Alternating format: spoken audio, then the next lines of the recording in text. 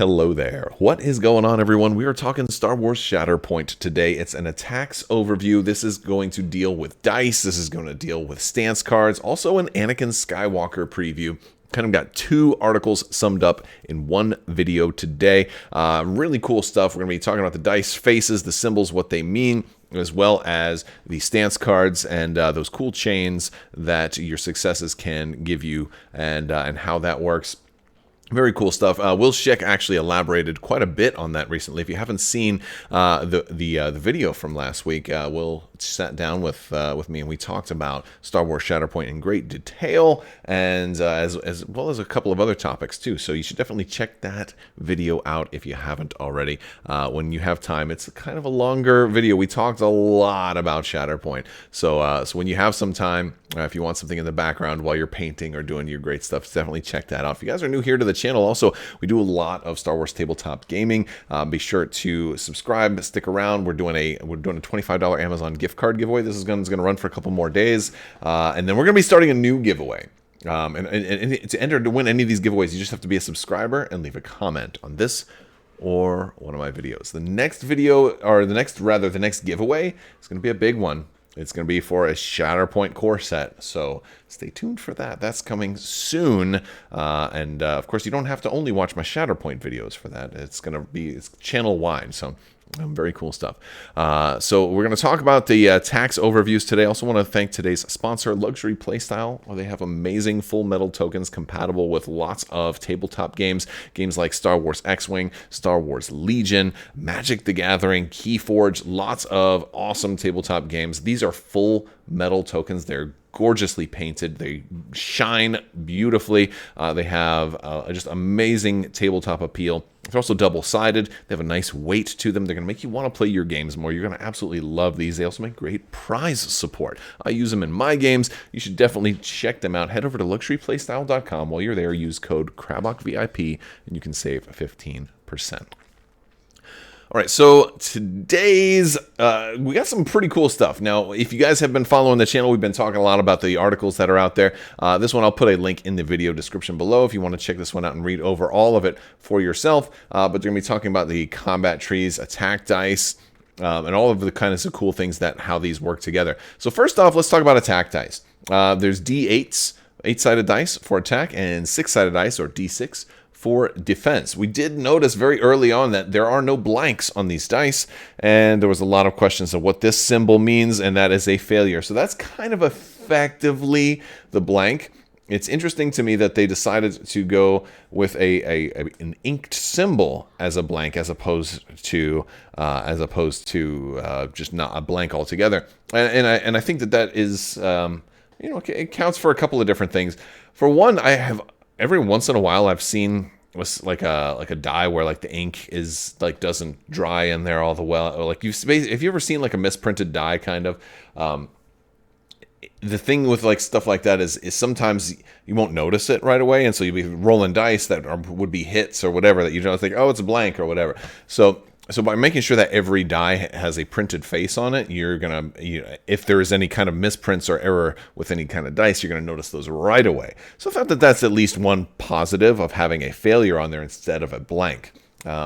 It also probably allows failures to potentially be triggers for other things. If they wanted like a character that were to have like maybe a failure, for every failure you can do this, as opposed to blanks, because you can't really print a blank symbol on a card as easy. You'd have to write a blank dice, and that uses a lot more text space. So I think it's kind of cool having a little failure symbol there.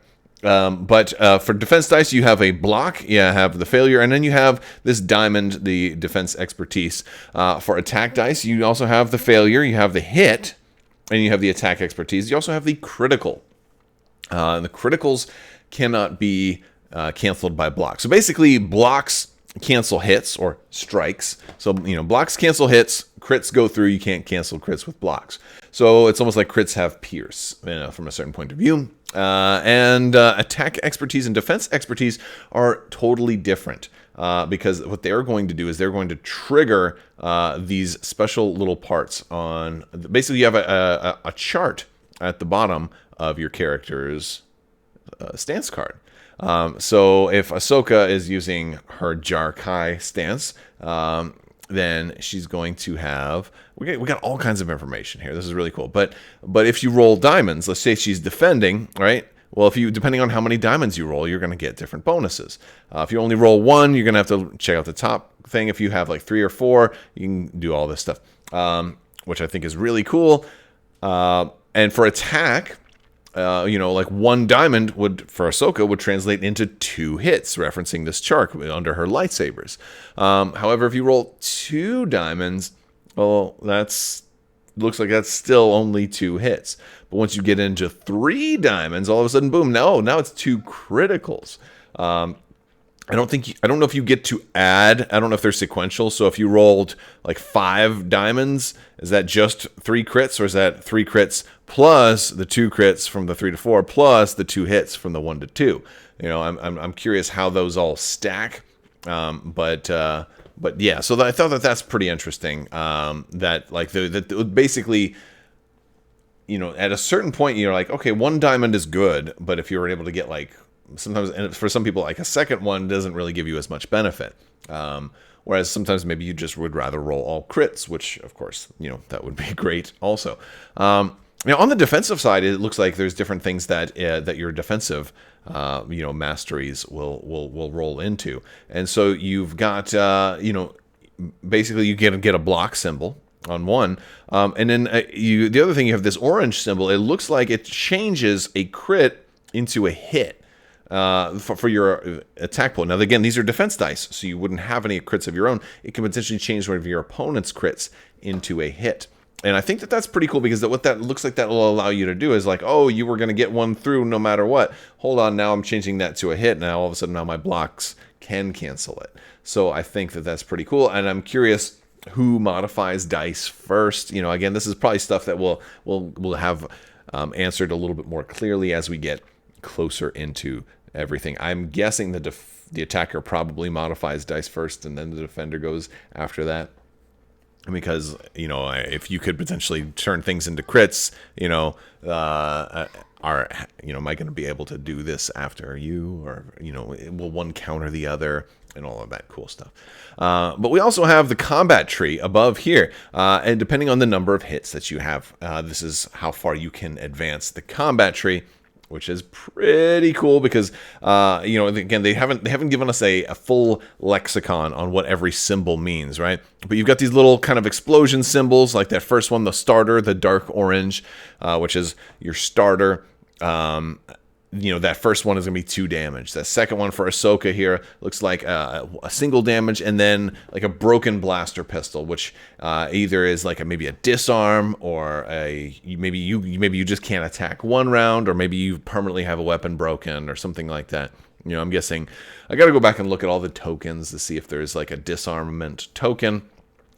But and another question is that only for range? Because that gun symbol in there kind of matches the ranged attack.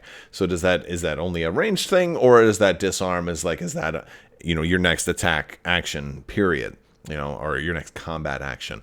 Your third one is going to be 3 damage, it looks like, and then you have a choice to go down or up. Won't be able to take both in the same attack.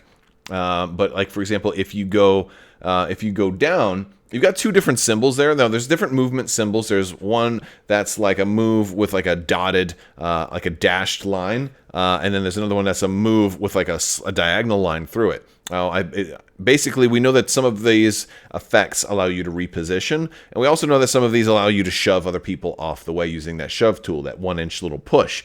And so I'm guessing, it looks to me like the first one on the bottom side of that tracker is you get to shove them away and do a damage. And the second one is you get to dash, kind of move away and reposition yourself and do a damage. So if Ahsoka was able to get 5 damage through, that would be total, or 5 hits through, I should say. You're looking at 1, 2, 3, 4, 5, 6, 7 possible damage, along with a disarm, a reposition for herself and a shove for the opponent, which could be really, really helpful, especially if you're about to score, right? Or you could go on the top round, which for a little bit more damage, you'd have an extra damage if you went in the top round, plus you have this fire symbol, which that could be maybe some sort of damage over time, like you set them on fire.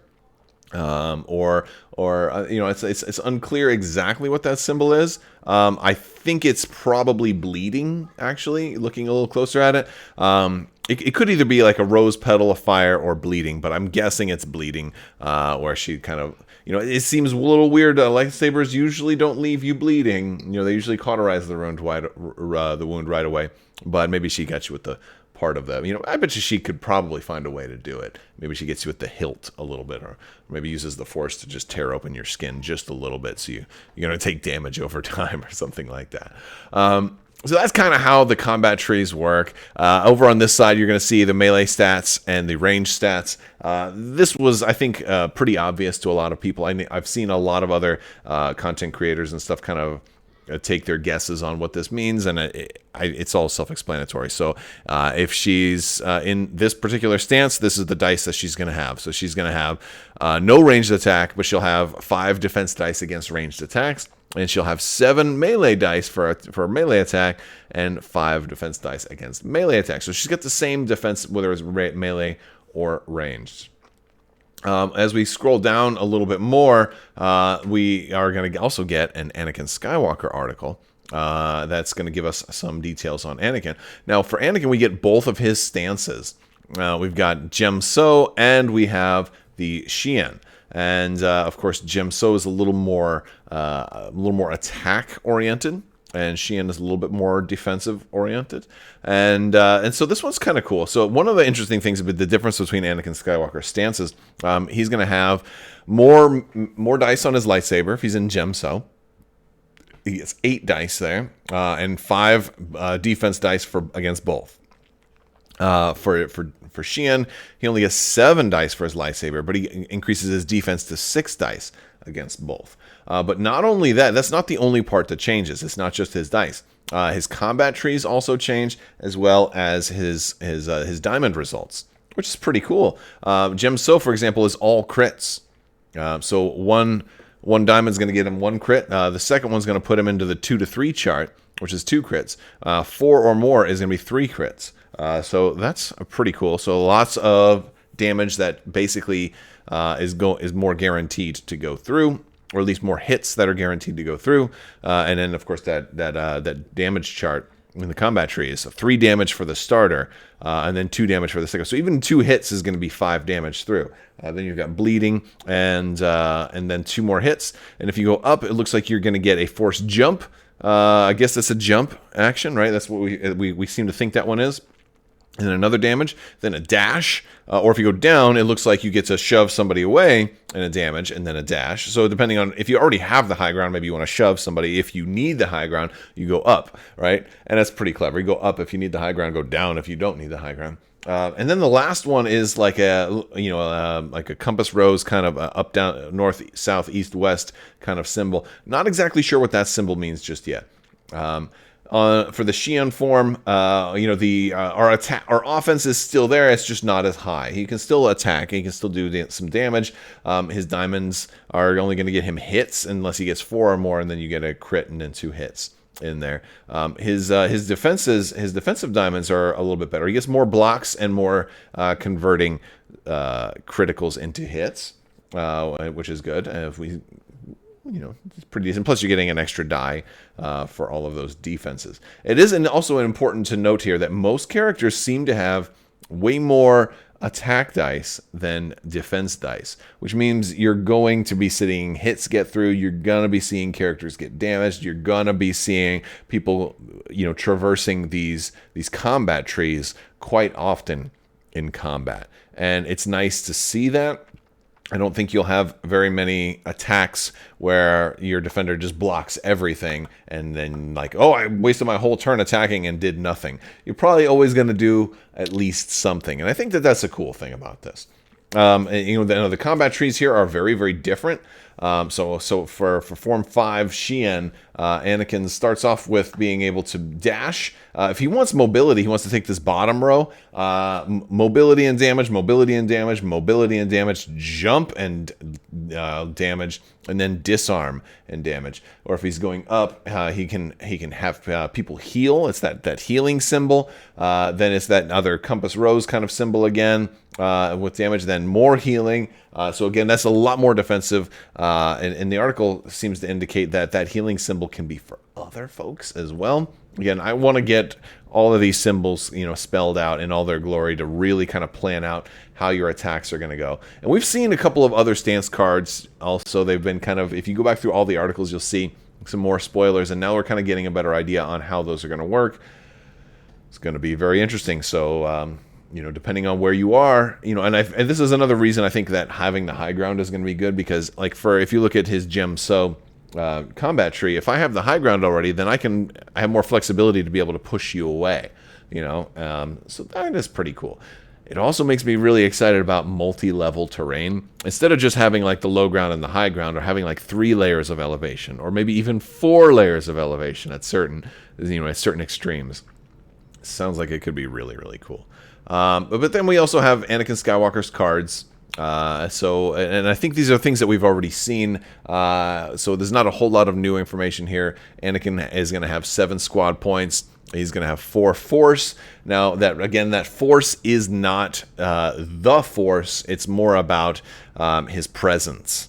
I feel like they probably should have called that presence more so than force, because even droids and characters that aren't Jedi or whatever will still have force, because that's a currency you need to trigger actions. So like an all Mandalorian unit is still going to have force.